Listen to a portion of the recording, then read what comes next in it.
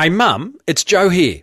I'm throwing in my cushy corporate job and I'm going to become a garbo. That's nice, darling. Now stop being so silly. I'm guessing that's how the conversation went when today's guest, Joe Drew of myBins, rang with the news that he was going to become an entrepreneur. Well, the rest is history as young Joe and his business mate Amos are cleaning up on Sydney's northern beaches. Welcome to the Small Business Big Marketing Show, where successful small business owners share their secrets to take your marketing to the next level. Now here's your host, Tim Reid. Welcome back, listeners, to another episode of Australia's #1 marketing show. I'm your host, Timbo Reid, but you, so much more importantly, are a motivated small business owner ready to crank out some great marketing, and that is what we do around here.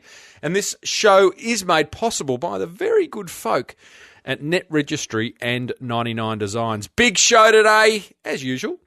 I've got some very moving listener feedback that we can all learn from.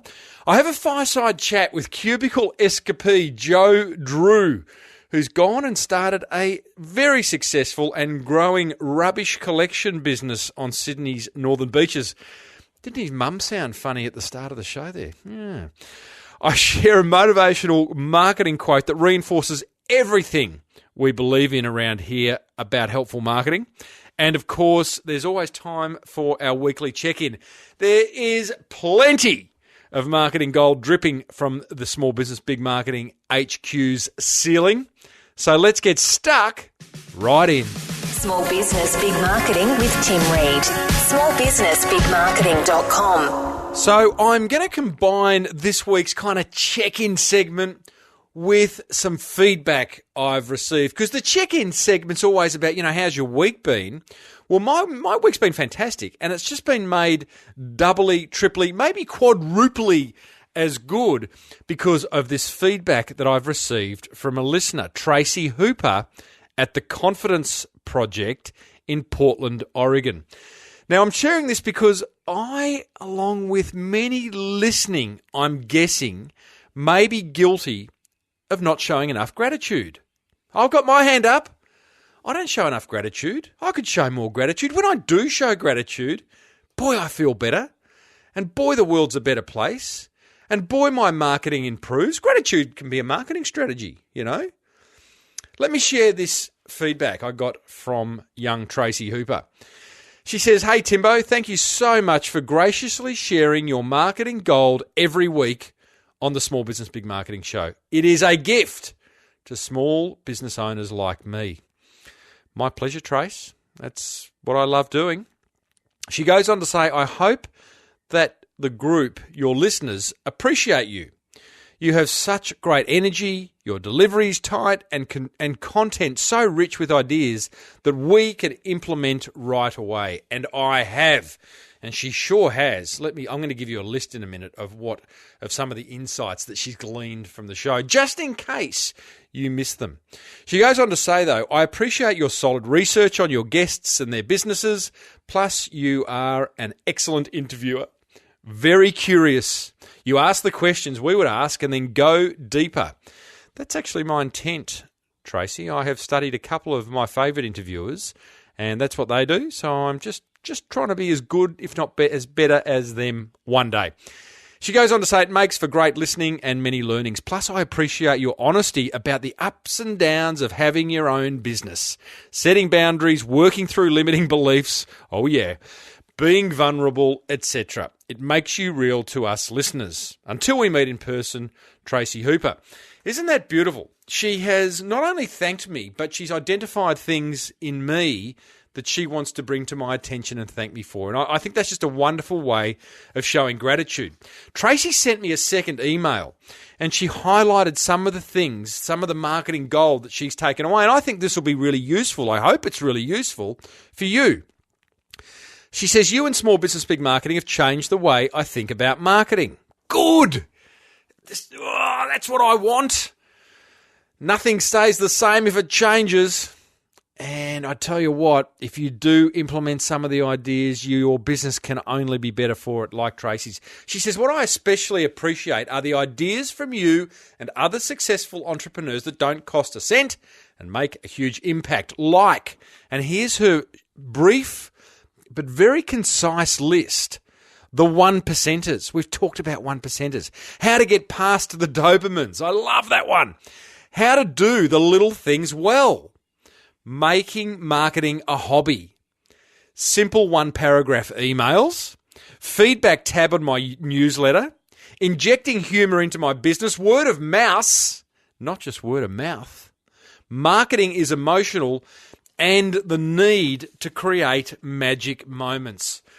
Oh, Trace, you are on fire. So, listeners, I hope there's some learning in the feedback there that Tracy has shared from both a marketing point of view and just the idea of showing more gratitude. I am going to encourage us all to show more attitude. Yeah, I'm going to show more attitude and gratitude. In fact, I want to show some gratitude now. I got $25 PayPal'd to me this week by a listener. His name is James, and he's from frontloadbearings.com, and this just came out of the blue. He said, thanks for all the great shows. Here's some coffee money. If you don't drink coffee, buy your kids some Easter buns. James, I'm showing my gratitude, mate, just like you did. Thank you for the $25. It's like a telethon, isn't it? I want to thank my mother-in-law, Sue. You know why, Sue. I don't need to go into detail, but I'm so grateful for you. And I want to thank all the forum members, the small business. I know I thank you at the end of every show, but you inspire me, guys. So thank you for being such motivated small business owners and talking about marketing and growing your business on an ongoing basis inside the Small Business Big Marketing Forum. Now, listeners, I'll stop ranting about gratitude if you do me a favour. I'm going to get you to hit stop, but hit play again after you've done what I ask. Hit stop, pick up the phone and go and thank someone. Make a thank you call or send a thank you email. That's what I want you to do. And then come back and hit play. Okay, you're back. Good. You must be if you can hear me. Means you've hit play. Hey, now coming up, I've got some big news on some upcoming guests and an inspiring chat with a young entrepreneur. But first, a word about two companies that can turbocharge your marketing. Now, you know by now that Net Registry build red-hot websites. Last week, I shared 3 characteristics of such websites. Well, here is another 2. 2 more characteristics, and I'm going to keep adding to these each week. 2 more characteristics of high-performing websites. They are responsive. Number 1 is they're responsive. They respond to any screen size, and Google demand this now. So your website needs to be readable on a tablet device, on a smartphone device, as well as, of course, the bigger screens. As of April 2015, Google will be updating their algorithm and will be punishing websites that aren't responsive. Another characteristic of high-performing websites like Net Registry Build is that they include multimedia. They're not just all words, but they're words, they're pictures, they're video, they're audio, they're infographics. People consume information in different ways.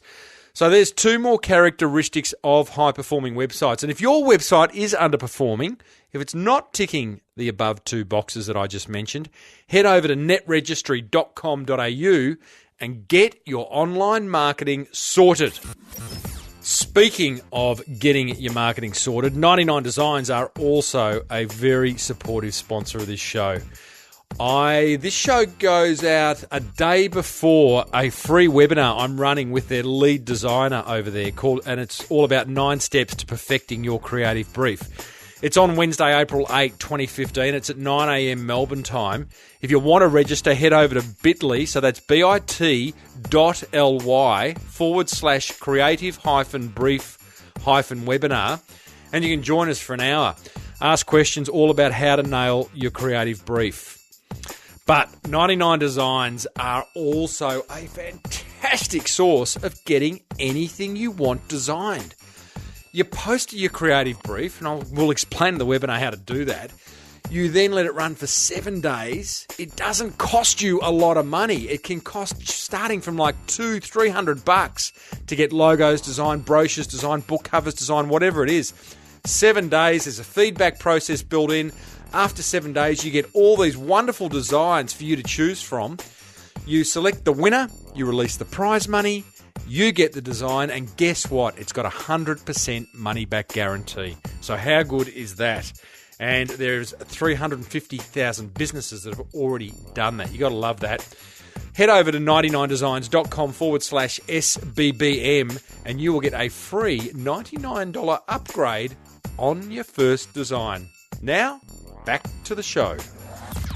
Hey, I normally let you know who the upcoming guests are at the end of each episode, but I'm really excited about what's coming up. And so I thought I'd tell you right now before we get stuck into today's interview.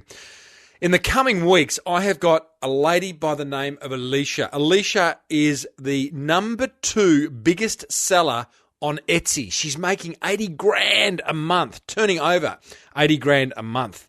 She's got a business called 3 Bird Nest, and she's cranking it out on Etsy. I have also got a fireside chat with Olympic gold medalist Stephen Bradbury.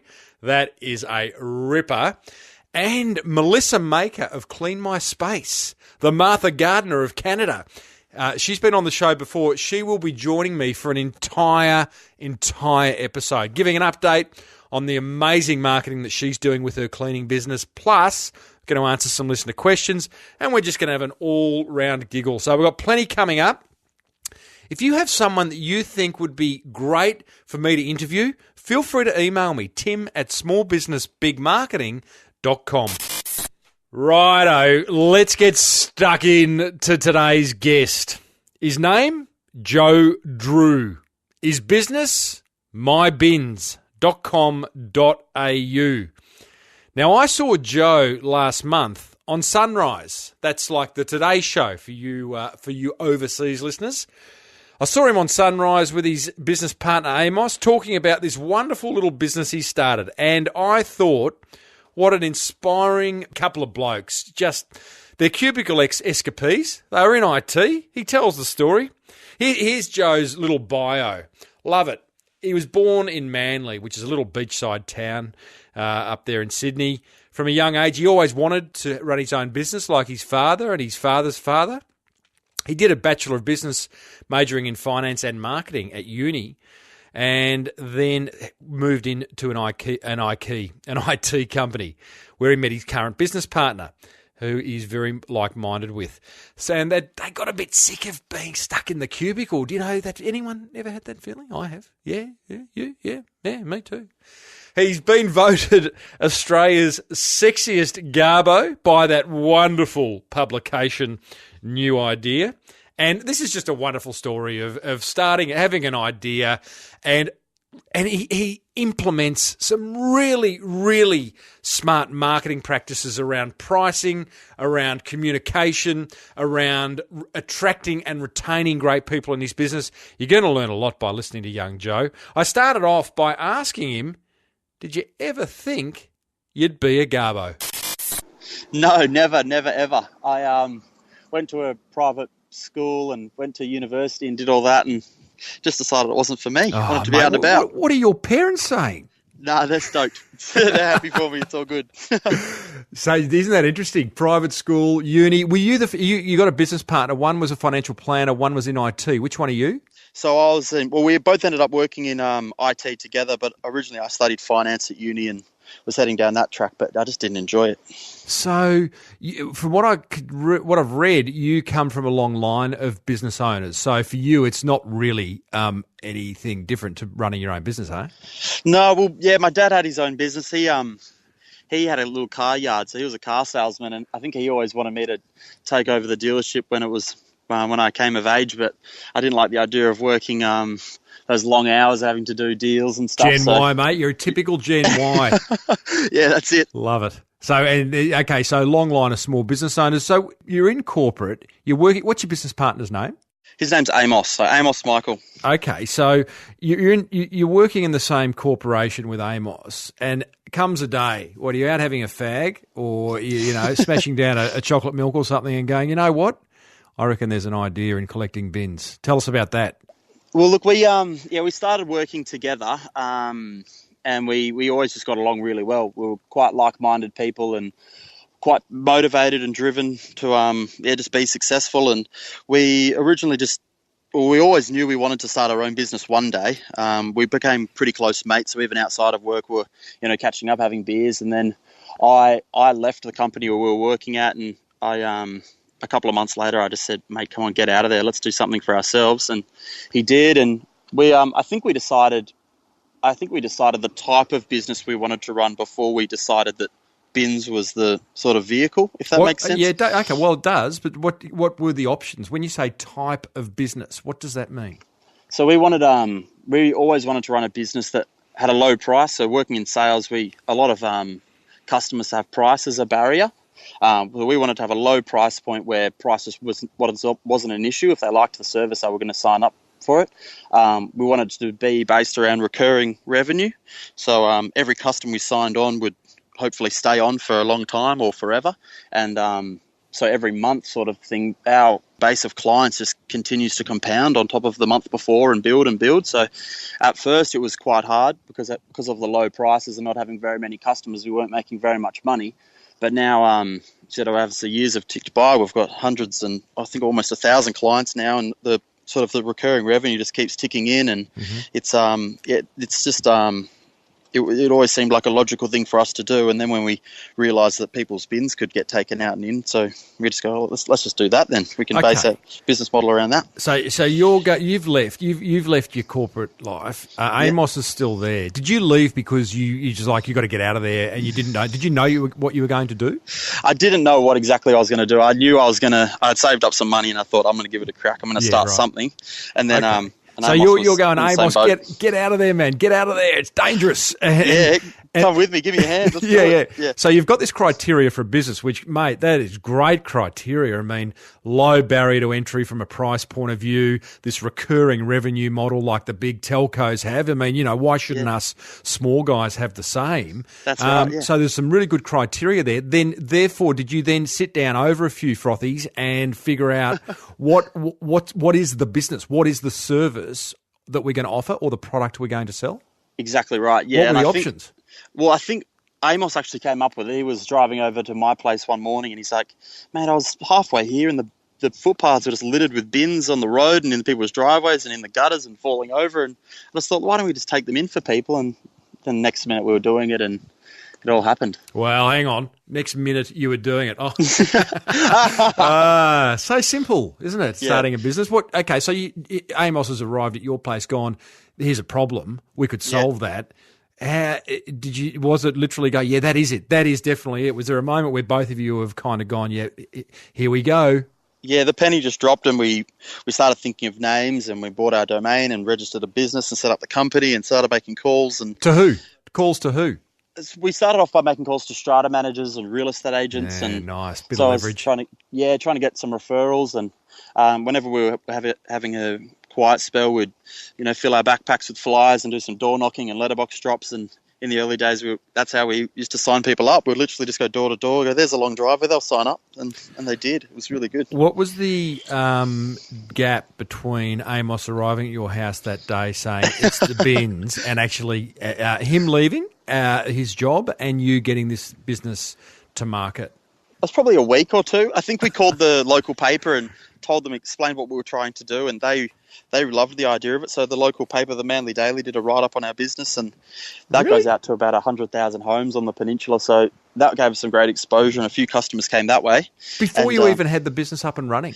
Yeah, or we'd sort of started. We had our website, and we had, I think, a handful of customers, and originally we thought it was going to be predominantly elderly and disabled people would be our customers. So it was almost like a feel-good story to run in the paper, and a lot of elderly and disabled people signed up, and people with poor access. But from that, we got a lot of apartment blocks and small businesses, and everyone started to get on board. It wasn't until we started to sign up lots of customers that we even realised that bin cleaning was an an avenue we could go down as well. So your initial idea with myBins, Joe, was to take people's bins in and out on Out bin and in. night. That's out, all we were out and in. That's all we were going to do, yeah. And then probably 6 months later, all the customers just started saying, "Can you clean our bins as well?" And we thought, yeah, why not? Yeah. So at first it was just a mop and bucket and some towels and stuff, but now we've got a couple of utes with proper bin cleaners on the back, and we carry our own water and catch the dirty water and have high pressure gurneys and stuff. It's really good, yeah. How much fun are the gurneys, by the way? Yeah. Okay? Love a gurney. This is a true story. You're not going to believe this, but it's true. So I've got 2 teenage boys. My middle boy, Will, who's 16, he wants to get a job because, he just wants to be a bit more independent, and and I'm sick of giving him money. And he doesn't want to flip burgers, right? He doesn't want to go and kind of just work for someone else. And I said to him, mate, here is an idea. Because I said, great businesses come from solving people's problems, right? That's exactly right. Yeah, and that's exactly what you've done. And we live in a suburb that's got long driveways. There are beach houses, and I said to him, I promise you, I said, how about you go and do where you take people's bins out and in, because there's lots of old people in this suburb, there's lots of holiday makers, and it's like. And I gave him that idea, and he goes, no, because he's too scared that he might knock on someone's door that went to his school. It's like, get over that, champ. And then I see you guys on TV like bloody 3 weeks ago, and I said, Will, watch this, mate. Boys have beaten you to market. Hey, you're now second. Yeah, and it's funny, since we were on television, we were on the radio and on telly, and since then we're getting a lot of people inquiring about franchises and asking if they can license our brand, and we've had a bit of interest from down around Victoria and Melbourne and stuff. So, well, you never know. If you get a phone call from Will Reid, well, A, he's underage, but B, give the kid a shot. I will, for sure. His old man knows what he's doing. So Joe, I love it, mate. I mean, this is not brain surgery, is it? You've had an idea. You've gone, okay, it feels right. You've got a business partner that shares the same values as you, and you get that puppy to market. You get the brochures. You get the backpack full of brochures. You get a website. You call the agents and the body corporate managers because there's leverage there. You get one of them on board, and all of a sudden that's 100 bins to take out, not just one. Exactly. So loving that. You're smart guys. Before we talk about the marketing, because I did see you on TV and I want to know how you got there. Yeah. What's the worst decision you've made along the way? I don't know. I think we've been pretty lucky, actually. I don't think we've made many bad decisions. Okay, well, that's great. You don't have to have made one. There's plenty of time yet. Maybe we hired our first staff a little bit soon. We rushed in. We thought, we're ready to take on staff, but we really hadn't considered the training involved and the systems and all that sort of stuff. Amos and I had been at the coalface and knew every client and where every bin went and all of that. But when we hired staff, I think we were a little bit hasty and we didn't train them up probably as well as we could have, and that led to a few mistakes getting made. And so then that didn't really work out. But then since that, now we've got there's 5 staff now, and they're all really keen. We're all on the same page, and we took training pretty seriously, and we've got better systems now as well to safety checks in place to make sure we don't miss bins, and when we're cleaning them, we're quite thorough and double checking each other's work. But that's probably the biggest mistake we made, rushing into hiring staff. We go, we've made it, let's hire staff and retire. But no, it wasn't like that. In fact, it was a step backwards, but we're back on track now.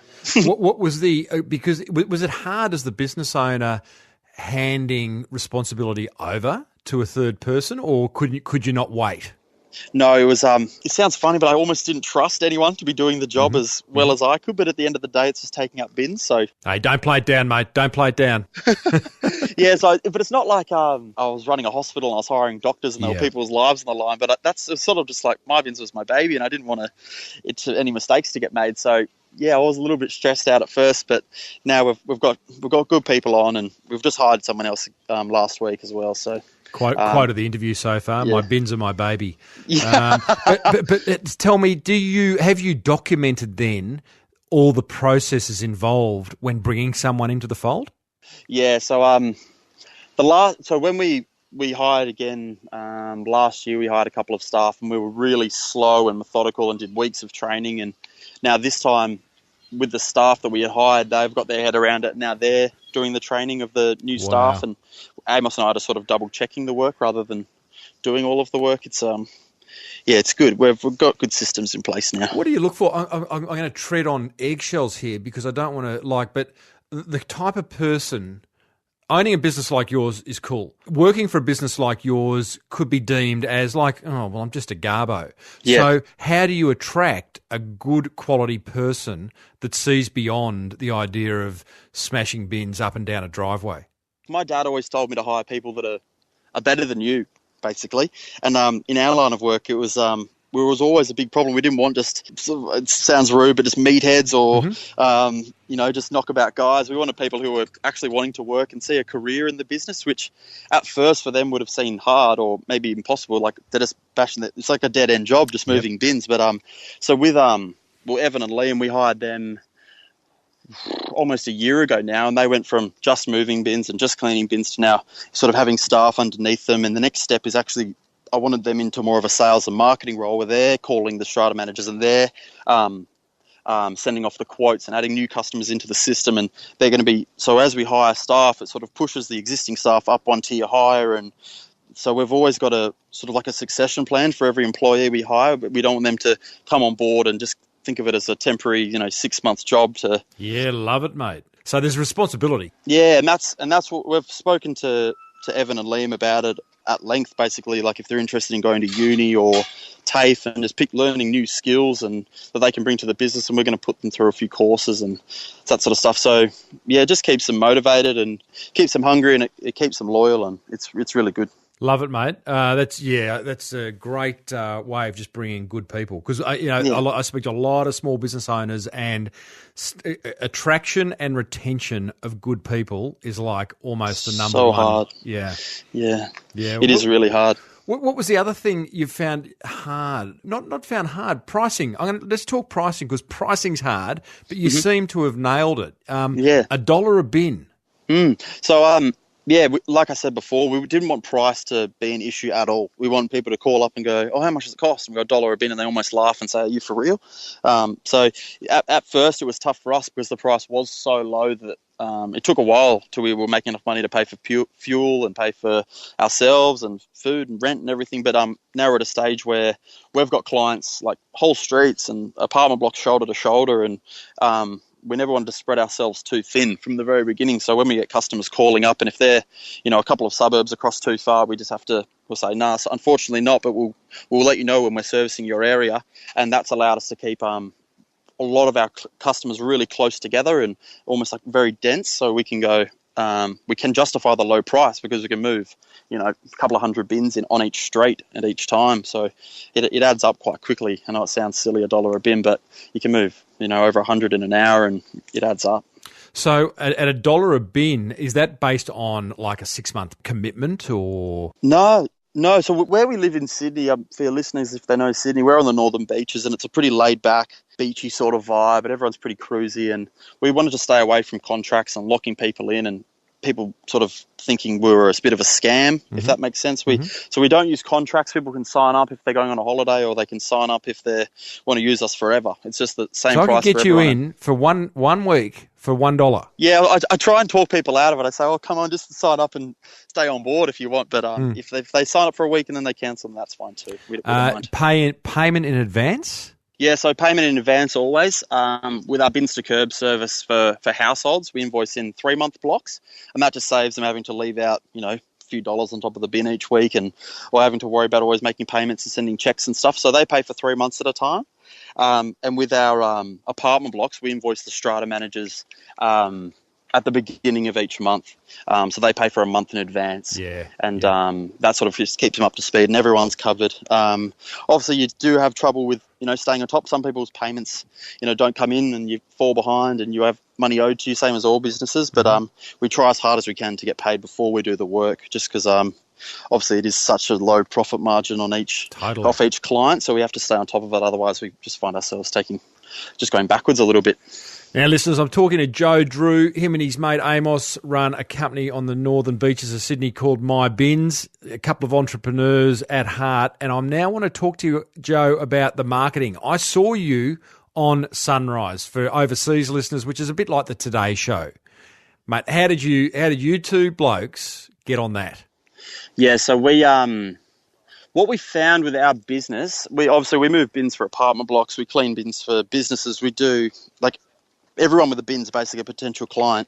But we found that any form of news, whether it be writing like a magazine or a newspaper or on the radio or telly, they all love people who are helping people. Mm-hmm. So if you can help someone and you're doing a good thing, they want to really get around it and do a story on you. So in our line of work, you can't really say, oh yeah, we clean bins. And they're going to go, oh yeah, cool, we'll do a story on you. In our line of work, the angle that we took was where we are helping people, like especially elderly and disabled people with poor access and difficult driveways and lots of stairs and stuff like that. This is a real problem that they have and they struggle with. Like, unless they've got family that live nearby or friendly neighbours or someone that can help them out, it like actually extends their amount of time they're allowed to stay in their home and keep their independence and before they have to move into a retirement home. And it's a real thing. Like, we've got heaps and heaps of customers and they tell us every day, like, man, if it wasn't for your service, I wouldn't be able to live in my home anymore. And it's a really cool thing to be able to help people. And we realised what we were doing, and that was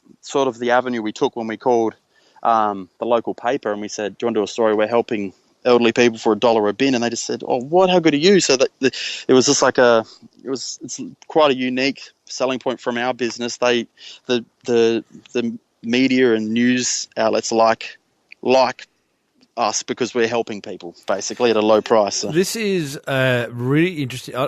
Guys might not even realise you're doing it, but there's that way of pitching your business that's emotional, which is the right way to do it, and then there's the rational one. So you could, ringing the local paper or saying to anyone, oh, we collect bins, is not that interesting.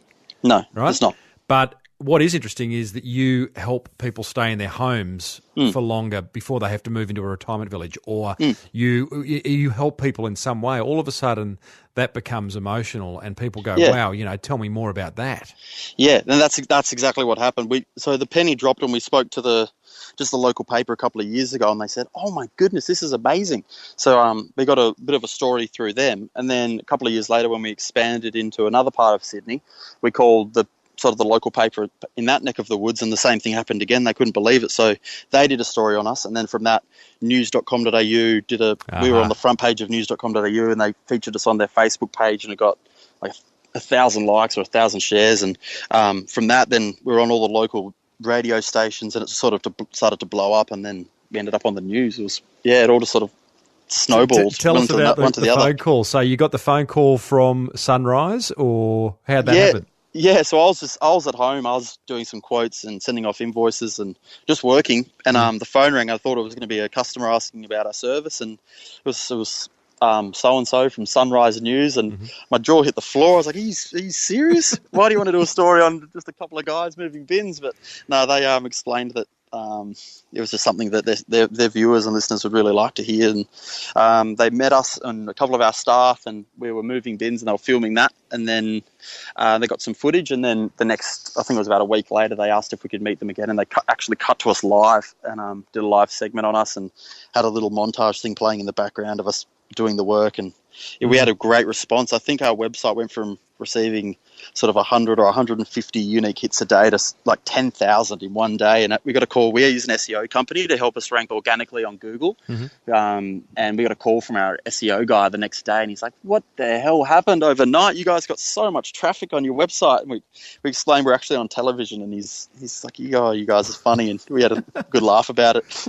Well, fantastic. I mean, even though you are right now a geographically constrained business in that you're servicing the northern beaches, you have, and you've mentioned it, but you've also got it on your website, franchise opportunities. I mean, this is going to be incredibly powerful when you start putting the feelers out for franchisees, because they're going to see that this is a business that's getting some interest from mass media. That's it. Yeah, I think there's about 25 or 30 people who have contacted me now about franchises, and we're still in the early days of speaking with consultants and lawyers and our accountant, and just saying, is it viable and how much do we need to charge, and just getting all the paperwork and red tape stuff all sorted, so we don't end up in court like a lot of the franchise things that I hear about. So we're you probably tell from just talking to me, we're pretty knockabout, just regular dudes. We don't want to anyone to make a huge investment and then it not be worth their while. We want to make sure we do it properly and make it affordable. And if we do head down the franchise path over the next couple of months, then we wanted to make sure it's something where we're helping the franchisees that are buying in. We don't want them to be outlaying all this cash and then just feel like it was a waste of time and money. I'm guessing, Joe, it's a pretty easy business to copy. What are you doing to avoid that? I mean, you might be offering exceptional service, but yeah, what's going to stop someone from coming in with a bit of dough and just going and owning a whole lot more suburbs a whole lot quicker? That's the thing. So with bin cleaning, I think you could do that. You could make the investment and buy your gear and a ute and just set out and start cleaning bins, and you'd make good money relatively quickly. But with bin moving, especially at our price point, at a glance, there aren't really many barriers to entry. Like anyone could go pull out a bin and start this business. But the real barrier is how quickly you earn money.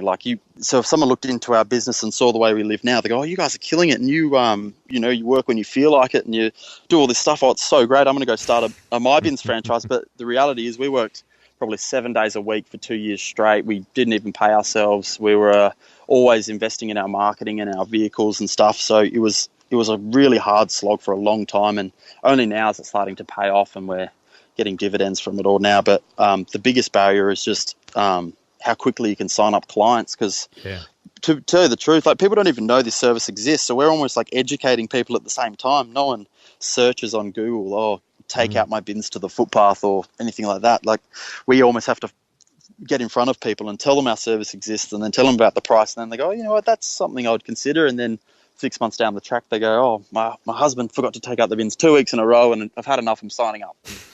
So I think until people know that this sort of service exists, the real barrier is just finding clients and teaching them that it's a service that is available. And for the first little while, it was really difficult for us. So gotcha.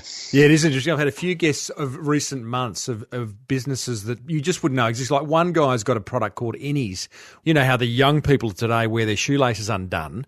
Well, Innies is a little kind of bread clip looking thing that allows you to tuck your shoelace into this thing inside of your shoe that still means you can walk around with your shoelaces undone. My point is, like, these are little products that you wouldn't know you even needed it, yet alone if something existed like that. I've got, you got your trendy kicks and you wear them around, you tuck in your shoelaces in on your socks, and it's sort of uncomfortable. And if I knew that product existed, I would have bought it years ago. Correct. But so he's having the same problem we had.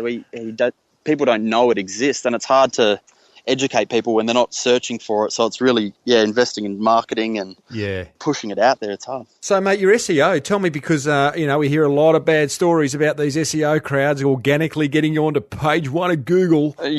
Far out. What's involved? What are you paying? What are they doing? So I probably get about at least 10 emails a day from these offshore companies hitting me up going, "We'll get you to page one Google, we'll get you to page one Google." And then the people who cold call, ask if you're investing in pay-per-click advertising, all this stuff. But the way we found our company, we just go, all right, we want to rank number one on Google for rubbish removal, for bin cleaning, for bin moving, for all these terms. How are we going to do it? We typed in search engine optimization, and the company who ranked number one organically for that, obviously selling that as a service, they must be good at it. So we chose them. So if they can get to the top of page one Google for SEO in such a busy industry, we go, they have to be doing something right. And well, they would be. I'd also think they'd be one of the more expensive ones. Yeah, we thought that too, but it's about $500 a month or something. It's relatively low. I've spoken to some friends who have their own little businesses, and they pay a lot more. And that's pretty good. What are they doing? Do you know? So at first, I think it was getting a lot of backlinks and just going through the content on our website with like a fine-tooth comb and finding similar websites and speaking to them and getting links. And it was more than that as well. It was sort of making the website mobile friendly and making it user friendly. And the Google algorithms, it's always changing, and these guys are on top of it. So little things like having our phone number on the top of our website, they go, you need to have that. That's considered user friendliness, and Google use that as good. So it wasn't just the content, it wasn't just the links, it was little things that people aren't aware of that they've taught us about now, and it's really working. So we just get inquiries, especially for bin cleaning and rubbish removals, just all day, every day. It's just always coming through. It's really Are you creating any content? We're not really. every now and then I'll try and do a little sort of blog thing and pop it on the news section of our website, and then I post pictures. We have an Instagram account, a Facebook, and we do all that. But in terms of content, I am pretty slack. I need to do more. Oh, well, maybe not. I mean, certainly I know the Google algorithm appreciates content, but, you are doing some good stuff with backlinking, making the website user-friendly, mobile-friendly, having that phone number, all that. I mean, there's a lot you can do.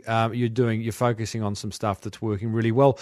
Joe, I just want to finish the discussion around marketing and talk branding because I haven't seen. I'm guessing the utes that you have out there are well branded. You guys have got uniforms. Are you pretty strong with your branding? Yeah. So when we started the brand, we had a discussion. We said, "What are we going to do for our logo? We need a logo. Oh my goodness, where do we start?"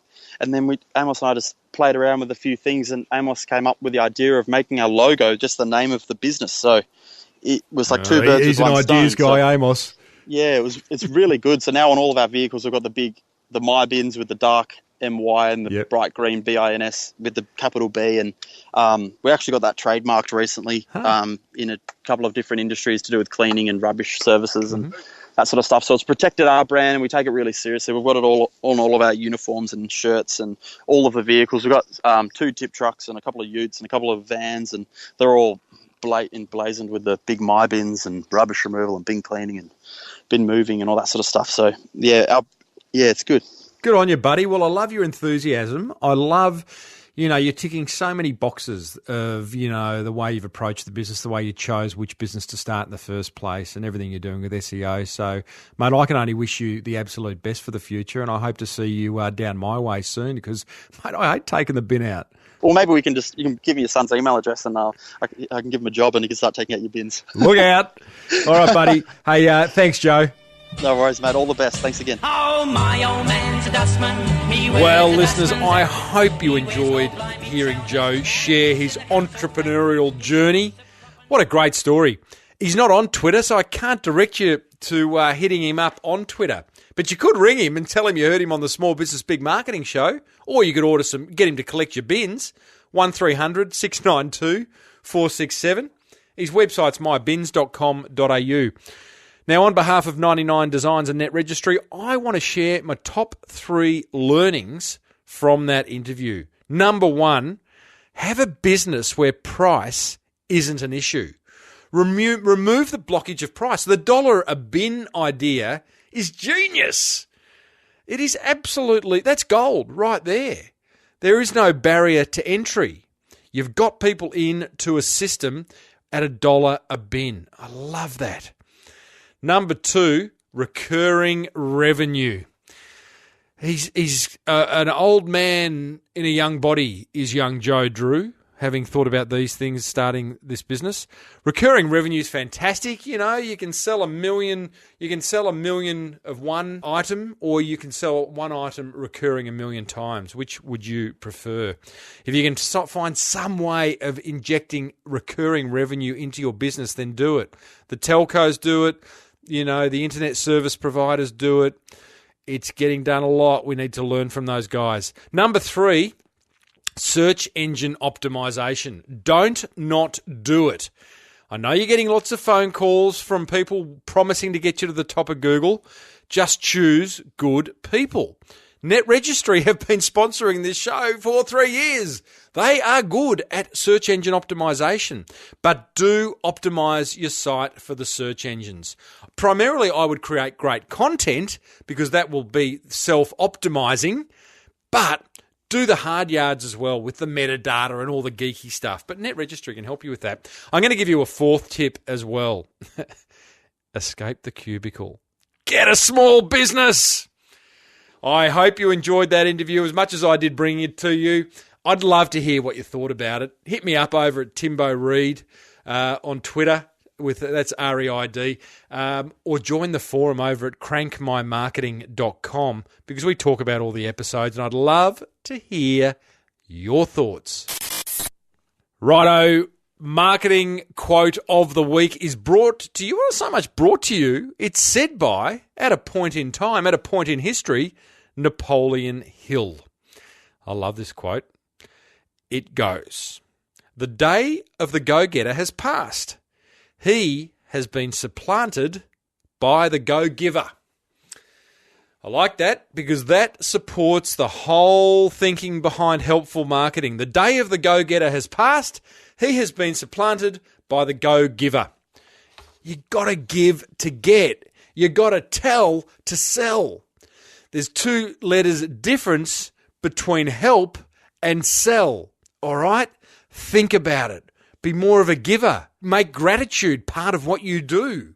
Be helpful. I love that quote. That brings us to pretty much nearly the end of episode 233 of your favourite marketing podcast.